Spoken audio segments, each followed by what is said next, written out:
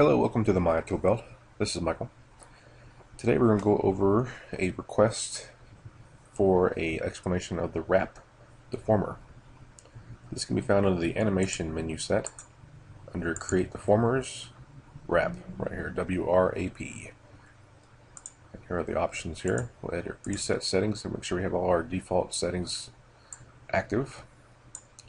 So what does a Wrap Deformer do? A Wrap Deformer is very similar to the lattice deformer in many ways, and I'll put a link right here to my lattice deformer video to talk about lattice deformers. But a lattice deformer takes a cube cage that you place around your mesh and deform it. I'll just show that really quickly. I'll create a polygon sphere,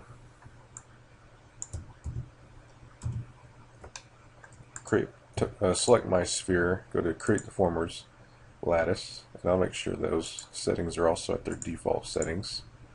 Hit Create. So it gives me this cube-shaped cage around my sphere, which I can manipulate how many divisions it has to get different granularity in how it controls the deformation of the sphere.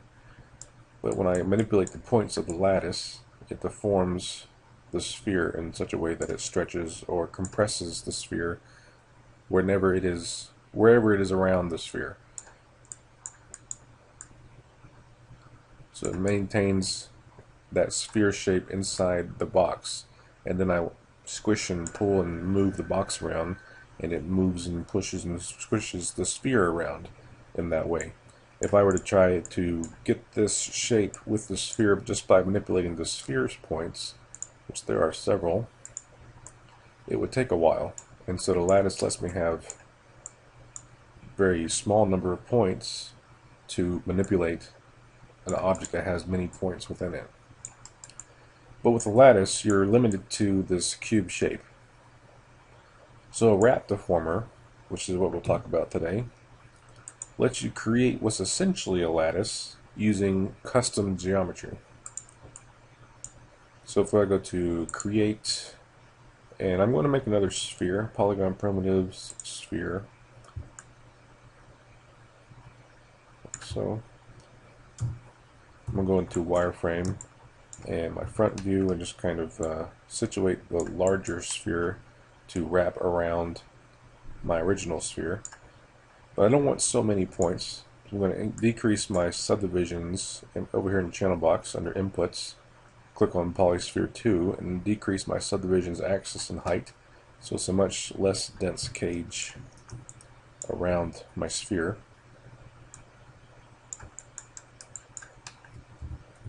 Another way we can kind of look at this is if we go to Shading X-ray, turn that on, and kind of see through things.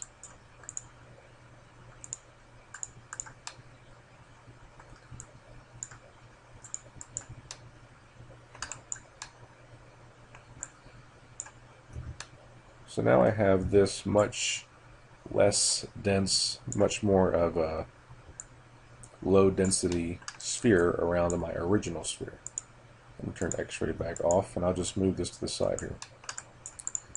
So now I have this object to use as a kind of pseudo lattice for my original sphere. I'll move it back on top, go back to the wireframe view. So first I'll select my original sphere, my high density sphere, hold shift and select my low density cage sphere around that is surrounding the original sphere. Create Deformers, Wrap. So now when I select my low density sphere that's surrounding the high density sphere, you see my original sphere, this one here, turns purple, indicating that there is a connection between these two objects. So to make this a bit easier to see, I'm going to right click on my sphere here and assign a new material. I'll just choose a Lambert. Control A to open the attributes. I'll go to my Lambert 2 settings and increase the transparency. So the transparency of my cage sphere is increased so I can see through it, and I can see through it to see my original sphere inside it. and Control A. So now I can see my high density sphere inside here. So my Wrap Deformer has been assigned. If I right click on my Wrap Deformer sphere and choose vertices as my component selection, I can now choose these points and move them, and you'll see, similar to how the lattice worked, it deforms the object within it. And it works almost exactly the way a lattice does. Almost. It's very similar. But that's essentially the basics of how Wrap Deformer works. You can create your own custom geometry, wrap it around the object you wish to deform, and then apply it as a Wrap Deformer. And then when you adjust those points, the object you applied it to will also be affected. It'll be influenced by the shape of your Wrap Deformer geometry.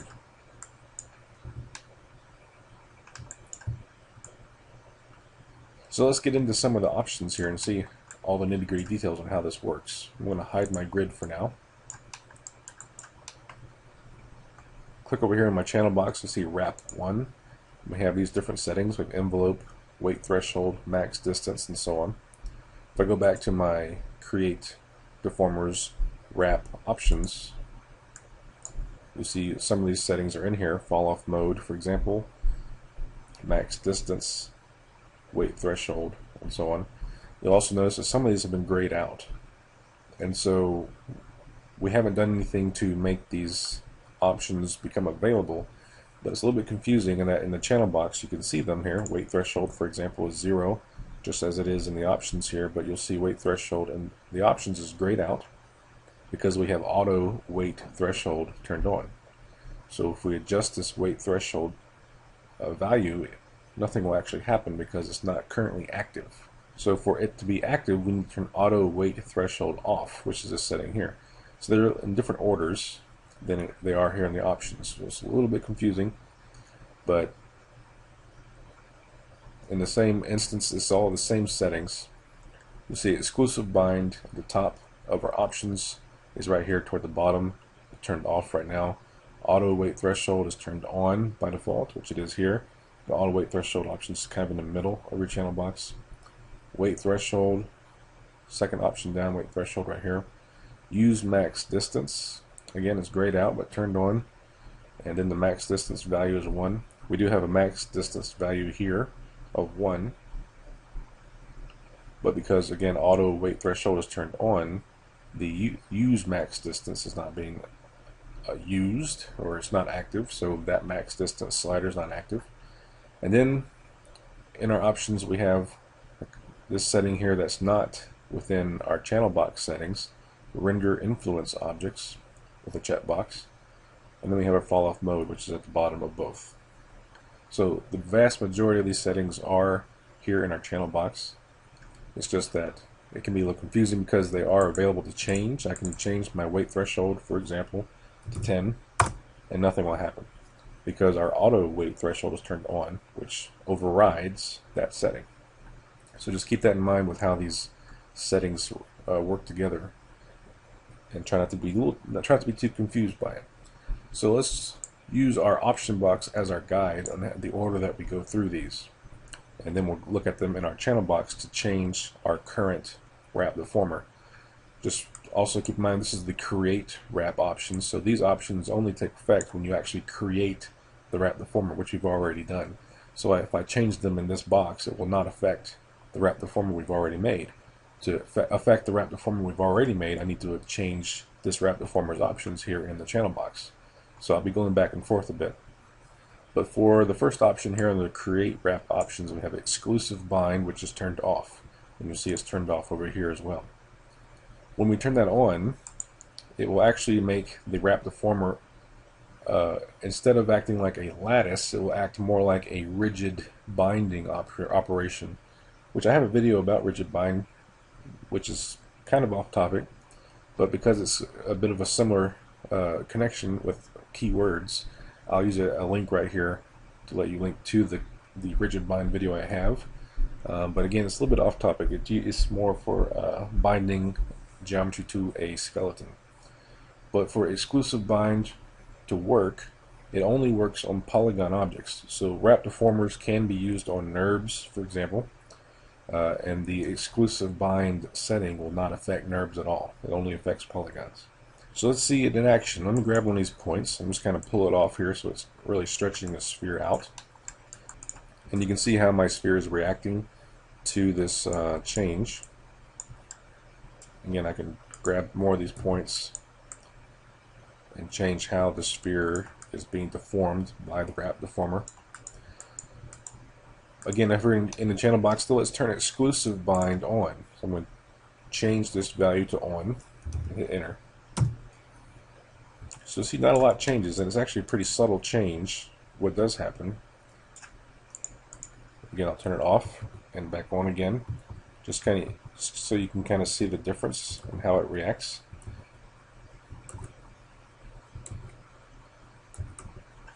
So technically, not a lot's changing. When I turn it back on and start moving points around, it's still deforming the object just like it was before. The difference is the way it's transitioning the change between the original position and the new position is based on different math, if that makes sense. Another thing to keep in mind is when you turn exclusive bind on, the weight threshold is disabled.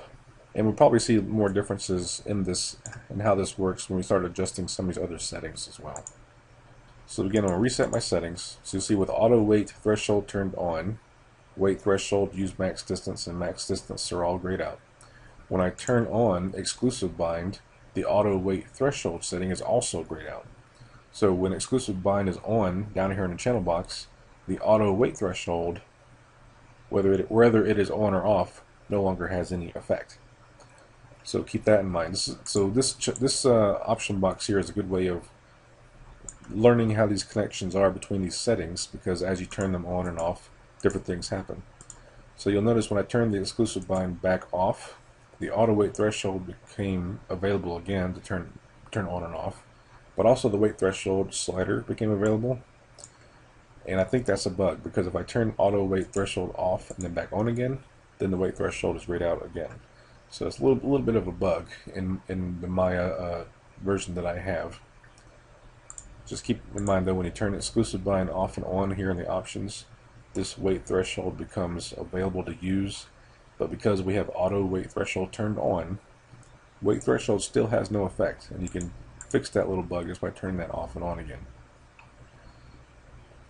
So exclusive bind on turns off the auto weight threshold, and it changes the math involved in how the vertices are affected by the wrap deformer. And what it essentially does, it makes them more exclusive, and that points will be rigidly bound to their affecting geometry of the wrap deformer. And hopefully the rigid bind video I linked you to will help explain that relationship a little bit better. But in general, with the wrap deformers, exclusive bind I don't usually use because it doesn't have a lot of effect on the resulting shape.